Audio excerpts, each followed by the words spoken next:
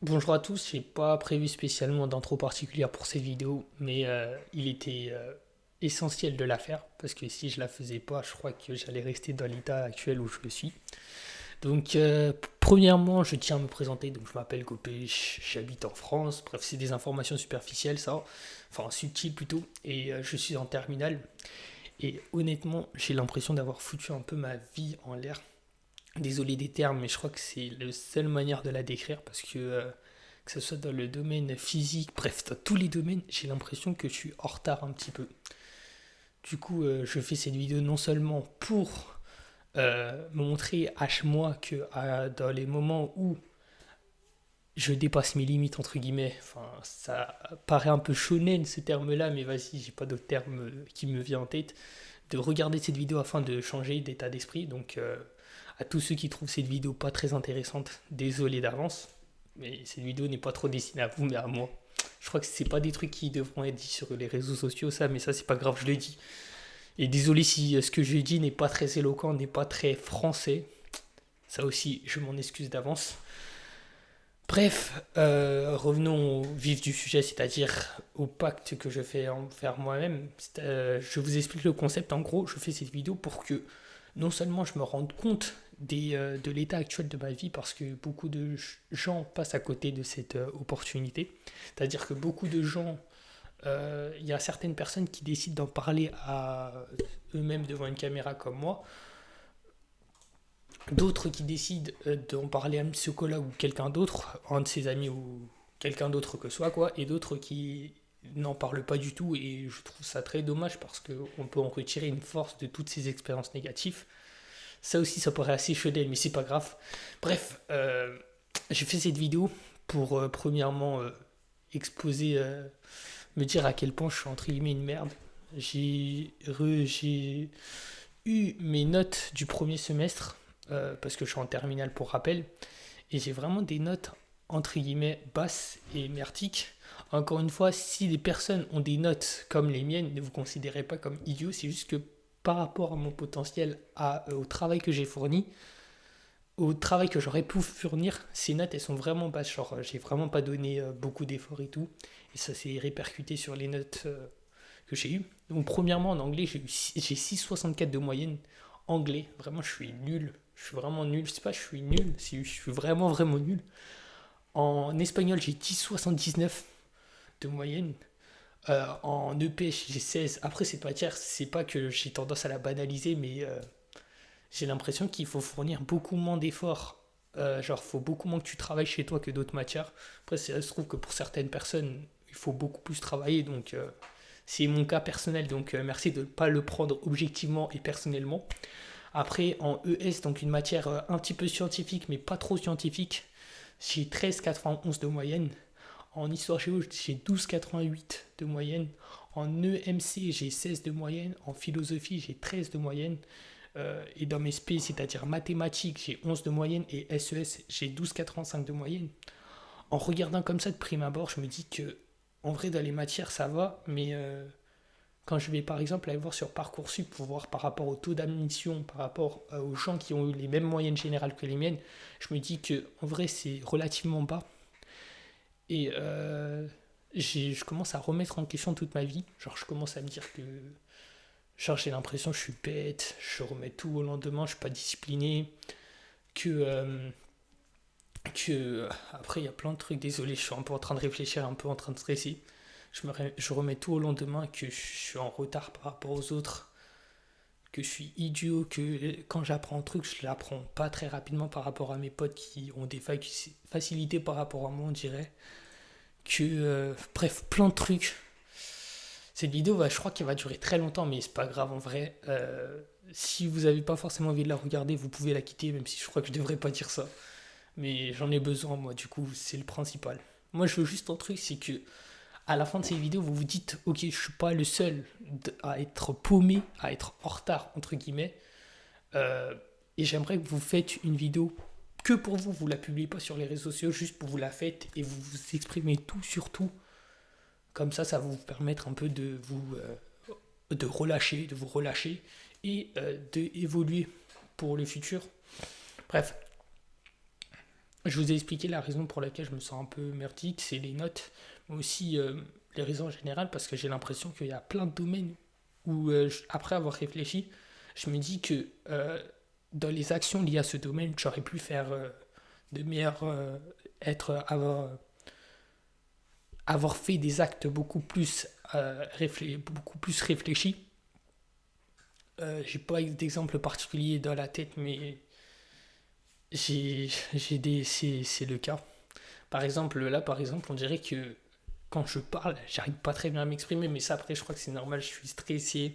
C'est la, enfin, c'est pas la première fois que je m'exprime devant une caméra, mais la première fois que je m'exprime sincèrement devant une caméra sans un script. Enfin, si j'ai préparé un script, mais vraiment deux spies, genre j'ai juste dit les trucs qu'il fallait absolument que je parle.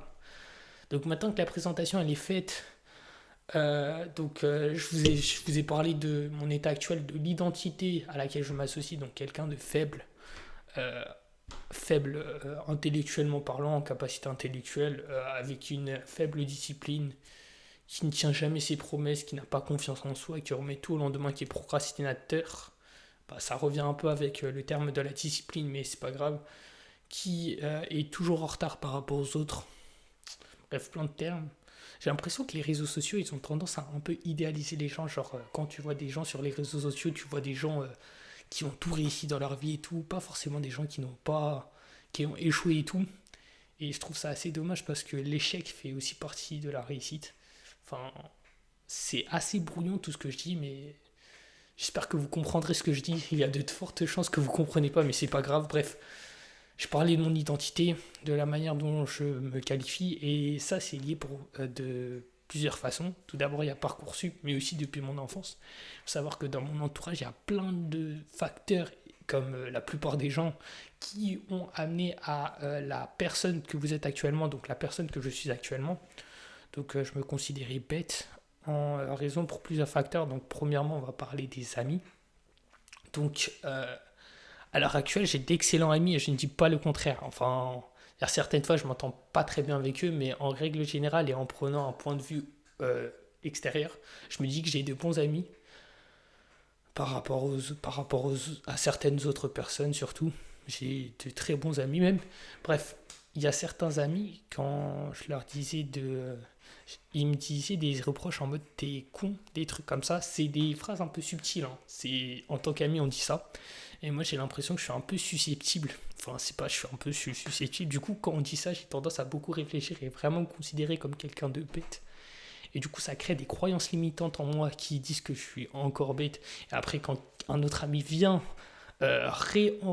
réenchérir avec ça, genre il vient réappuyer, genre il le redit une autre fois, bah ça m'impacte encore plus. Et du coup, les circuits de neurones qui sont liés, parce qu'il faut savoir que lorsque quelqu'un dit, par exemple, je suis bête, il y a un circuit de neurones qui va se créer dans ton cerveau, genre une espèce de connexion neuronale. Désolé, ça peut paraître un peu scientifique. Et à chaque fois que quelqu'un va venir redire cette reproche, bah, cette connexion neuronale, elle va se tendance à se solidifier. C'est un terme en mode myélinisé, mais je sais pas comment ça se dit. Elle se solidifie, du coup, c'est beaucoup plus facile que les circuits électriques passent par ce truc. Et du coup, tu te dis de plus en plus, t'es bête, t'es bête, t'es bête, t'es stupide, t'es bête. Et du coup, tu deviens de plus en plus parce que le cerveau ne fait pas la différence entre l'imagination et la réalité. Bref, c'est plusieurs principes, ça. Du coup, premièrement, il y a mes amis.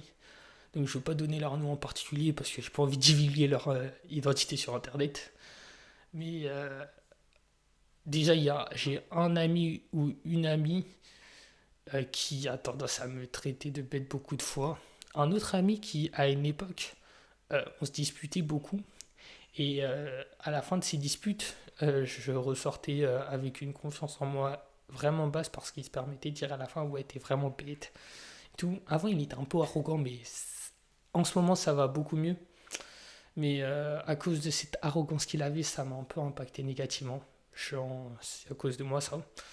Bref laissez tomber. Après dans mon pote il y a un autre ami.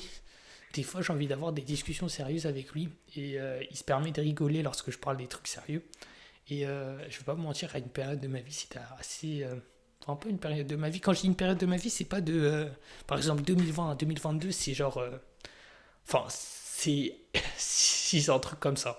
Genre, c'est pas pendant 2 mois, c'est genre un truc assez long terme. Genre, c'est pas des trucs qui arrivaient tous les jours, mais genre 8 fois tous les mois. Et du coup, à force que ça arrive, bah, ça a commencé à impacter, quoi. Du coup, il y a un autre ami pour reprendre. Il avait tendance à dire des choses en mode. Il avait tendance à pas être sérieux lors de discussions profondes. Du coup, je me disais, ah ouais, je suis pas quelqu'un avec qui peut être pris sérieusement. Genre, quand tu le vois, tu dis pas, ok, je vais avoir des discussions profondes avec lui. Tu dis forcément, je vais rigoler, je vais jamais avoir de discussions profondes avec lui. J'ai commencé à me dire des trucs comme ça. Alors, c'est très osé et très loin, mais oubliez pas que je suis un peu susceptible. Du coup, vas-y, ça m'a un peu impacté. C'est vraiment, on dirait, je dis des trucs totalement bizarres et pas structurés du tout, mais vas-y. Normalement, moi, si je regarde cette vidéo, je devrais la comprendre. Du coup, d'abord, il y a mes amis, il y a cet ami. Après, j'ai un autre ami, lui, j'ai l'impression qu'il suit tout le temps les autres amis. Genre, si un autre ami il dit que t'es bête ou qui dit que j'ai pas raison et que, même si j'ai pas raison objectivement, il va avoir tendance à suivre l'ami principal, même sans réfléchir. Et du coup, moi, ça me donne encore plus l'impression que j'ai pas du tout raison. Et du coup, bref, laissez tomber. Ouais, j'ai plein de trucs, j'ai l'impression que je me perds dans mes pensées carrément, mais ça va. À l'intérieur de ma tête, c'est structuré, mais en ressortant de ma bouche, c'est beaucoup moins structuré, j'ai l'impression. Bref, c'est pas grave. Du coup, il y a ces trois amis. En fait, je vais vous réexpliquer l'histoire. Enfin, je vais me réexpliquer l'histoire. Il y a un ami, donc on va dire, j'ai un ami principal et j'ai un autre ami. Bah, l'ami principal, quand il dit un truc, il dit genre t'as faux, c'est sûr. Même si ça semble pas réfléchi à prime abord, bon, on va dire c'est réfléchi, mais j'ai l'impression que des fois c'est pas réfléchi. Bah, j'ai un autre ami qui va suivre l'ami principal, même si l'acte il n'a pas été réfléchi, quoi. Et le second ami, on dirait pas qu'il réfléchit. Bref, c'est assez vague dit comme ça, mais vas-y, le fait qu'ils se mettent entre guillemets deux contre moi et qu'ils me disent que c'est faux, bah, il y a certaines fois ça a un peu participé au manque de confiance que j'avais. Même si la situation, j'avais objectivement faux, hein. Mais c'est bizarre à dire, mais il faut vraiment être dans le contexte et dans la situation en particulier pour comprendre ce que je dis. Bref, après avoir parlé de mes amis, en vrai, ça devrait être allé. Maintenant, il y a ma famille. Euh, je ne remets pas la faute sur elle, mais il y a certains points qu'ils ont fait de manière totalement involontaire. Ils l'ont pas fait de manière volontaire, c'est sûr. Qui ont fait en sorte que je me sente un peu stupide et bête à l'heure actuelle. Enfin, stupide, bête, c'est la même chose, mais stupide, en retard et tout. Premièrement, il y a ma, ma je vais pas donner les identités parce que vas-y, imaginez une personne de ma famille regarde cette vidéo, ils vont venir me dire ah ouais ça va mon gars toi, c'est chaud. Bref, une personne de ma famille, vas-y je vais dire c'était ma petite sœur. Je crois que ça arrive dans toutes les familles, dans toutes les relations. Si vous avez une petite soeur, un petit frère, c'est sûr, ça arrivera. Mais il y a certains moments dans ma vie où ma petite soeur me manquait de respect. C'est plus le cas à l'heure actuelle et heureusement quoi. C'est bien. Je crois qu'elle a pris en maturité, mais avant, elle se permettait de dire des trucs en mode ouais, t'es, elle se permet d'entre guillemets m'insulter. Enfin, c'était pas des insultes de fou, mais ça a passé. Et vas-y, ça détruisait un peu euh, comment on dit, je dirais, pas, je dirais peut-être l'autorité du grand frère. Et le fait que cette autorité a été détruite, ça m'a un peu fait perdre confiance en moi parce que je me disais, ah ouais, en fait, j'arrive même pas à être, entre guillemets, autoritaire face à ma soeur. C'est bizarre ce que je dis, mais j'espère que vous m'avez compris. Et il y a ma mère, elle est en train de crier en arrière-plan, frère. Et ça me déconcentre un peu. Bref. Après ma petite sœur, il y a ma grande sœur. Ma grande sœur, en vrai, spécialement, elle a rien fait. C'est juste qu'il y a certaines fois, j'ai l'impression, elle fait tout pour avoir raison. Quitte à dire des choses négatives ou qui n'ont pas de preuves scientifiques. Et il y a des fois, ça me saoule parce que j'ai l'impression qu'elle veut juste avoir raison. Et à la fin, du coup, elle a raison. Mais devant tout le monde, elle a raison. Du coup, ça me donne l'impression que c'est moi qui a perdu, alors que c'est pas moi qui a perdu, mais j'ai l'impression que c'est moi qui a perdu, quoi. Bref, même si dans un débat, il n'y a ni perdant ni gagnant, enfin, ça dépend si c'est un débat intellectuel ou débat avec une personne. entre personnes ou avec une personne qui n'est pas très intelligente. Parce que si c'est avec une personne qui n'est pas très intelligente, croyez-moi que le débat ne servira un peu à rien. Parce que la personne ne voudra jamais avoir raison. Enfin, ne voudra jamais avoir tort. Du coup, il y a plein de trucs. Du coup, comme ma soeur agit comme ça, il y a certaines fois où je me suis dit, ah ouais, en fait, vas-y, c'est moi qui est bête et stupide, et c'est elle, elle a raison. Du coup, j'ai commencé à me dire que vas-y, c'était moi, et du coup, ça a encore plus participé aux connexions neuronales que j'ai parlé précédemment. Et du coup, ça a fait en sorte que je me sente plus bête, en retard. En fait, là, je parle beaucoup de la stupidité, mais il y a aussi le en retard et tout. Mais je crois que 80% des problèmes que j'ai, c'est lié à la stupidité et l'intelligence que j'ai. Je crois que je me considère vraiment trop bête. Vraiment, frère. Et même si objectivement, je peux être quelqu'un de très intelligent, je crois que je me considère très bête. Et à cause de ça, je crois que je vais devenir très bête. Enfin, je le suis un peu déjà. Bref, non, on va pas dire ça. Bref. Donc, il y a la. Donc, j'ai parlé de ces deux personnes. Après, je vais pas dire mon cousin. Parce que mon cousin, je vois pas tellement de trucs. Et c'est quelqu'un de très inspirant. Je sais pas vraiment quoi dire. Il a vraiment bien participé au développement que j'avais. Sauf que en vrai, certaines fois, j'ai certaines pensées par rapport à lui. C'est juste qu'une fois, je l'ai dit que j'aime pas qu'on me traite de bête. Il a continué à me traiter de bête. Je crois que j'ai pas insisté sur le fait. Et du coup, le fait qu'il me traite de bête. Après, à l'heure actuelle, ça, je le prends très bien. Je m'en fous un peu parce que je sais pas si je me suis habitué, mais j'y réfléchis pas tellement. Mais avant, à chaque fois qu'il disait ça, je réfléchissais vraiment. Et je me disais, ah ouais, en fait, je suis vraiment bête. Ce que j'ai fait, c'est vraiment bête et tout. Et des fois, je venais à lui poser la question, est-ce que tu me considères comme quelqu'un de bête? Et il disait honnêtement, non, je te considère pas comme bête, c'est juste pour rigoler tout ce que je dis. Honnêtement, je te considère comme très intelligent même. Mais je sais pas, ces idées un peu. Des idées un peu subtiles qu'il fait, genre les remarques en mode ouais, t'es bête et tout, juste pour rigoler comme mes potes. Bah, je le prends sérieusement, parce que je crois que je suis susceptible, je sais pas. Après mon cousin, il y a qui il y a. En fait, j'essaye de voir le point négatif de chaque personne de façon à me dire que vas-y, il y a peut-être ça, ça, ça. Et après me dire que, je sais pas, j'essaye de tout délivrer là. Après mon cousin, il y a. Ah oui, aussi, il y a une autre situation. C'était une situation où, en fait, j'étais dans un endroit et j'ai dit certaines paroles. C'est pas forcément, c'est pas lié à la famille, enfin si, c'est un peu lié à la famille. Mais bref, c'est pas grave. C'est pas qu'arrivé dans la famille, quoi, ce que je veux dire. Il s'est passé un truc et j'ai dit un truc qui était un acte maladroit. Et après avoir dit ça, on a commencé à me dire que j'étais maladroit. À plusieurs reprises. Attendez, je suis en train de descendre dans le cadre de la caméra. Et j'ai commencé à me dire que je suis maladroit. Et ça aussi, je me suis dit que la maladresse est un peu liée à la stupidité. Genre quelqu'un de maladroit, c'est forcément quelqu'un de stupide. Enfin, dans mon cas, c'est lié à ma stupidité. Objectivement parlant, je crois que ce n'est pas le cas. Et je pense que ce n'est pas du tout le cas.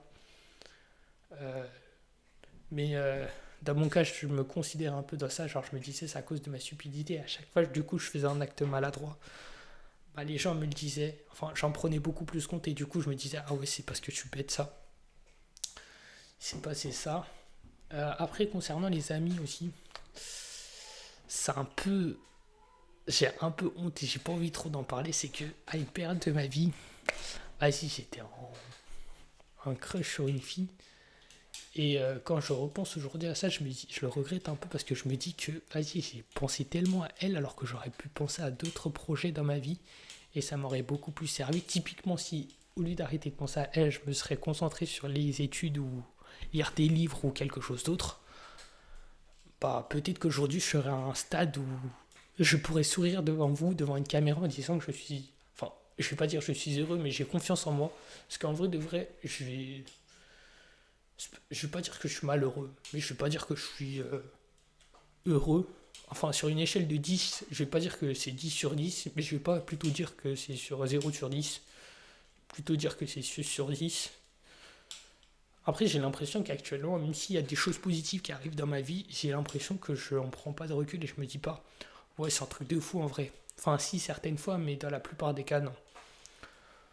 Alors que je vis des trucs de ouf, carrément. Genre, me réveiller le matin sans avoir des pompes aux oreilles, me réveiller en ayant la possibilité de manger, de dormir confortablement. C'est des chances de fou que j'ai et je crois que je m'en rends pas forcément compte. Bref, c'est pas grave. Enfin, si, je m'en rends compte, mais dès le moment où je l'ai dit, je m'en rends compte, mais j'ai tendance à les oublier, on dirait. Voilà. Du coup, il y a. J'ai parlé de ça. Du coup, je parlais maintenant, je vais parler d'une autre personne. Donc, ma mère. J'ai l'impression que ma mère, au début, elle est avec moi. Après, ce qui se passe, c'est que mon père, il arrive, il commence à exprimer son point de vue.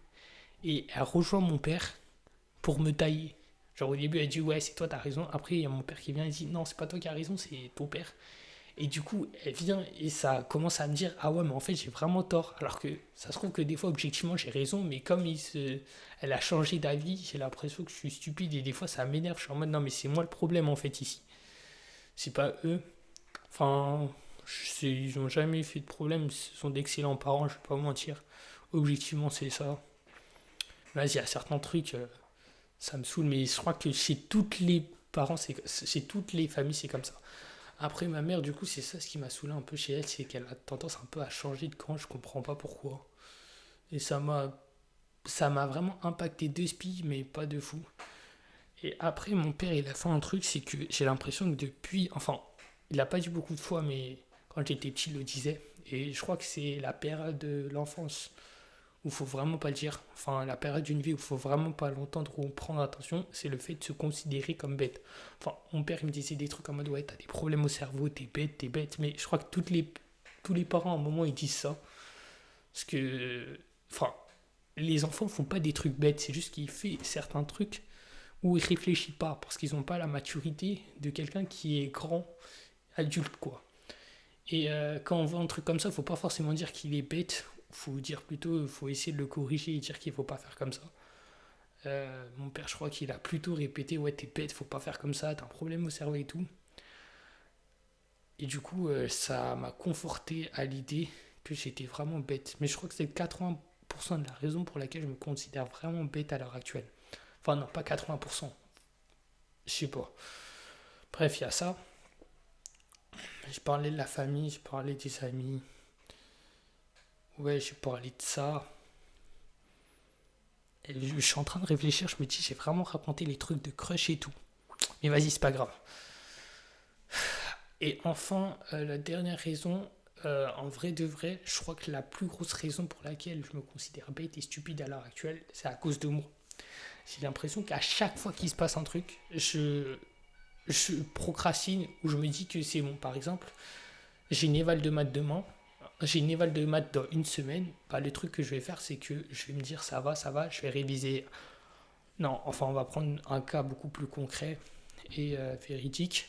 Dans 2 semaines, on va dire, j'ai une éval de maths. Au début, je me dis que je vais réviser assez progressivement. Genre, la semaine prochaine, je vais réviser.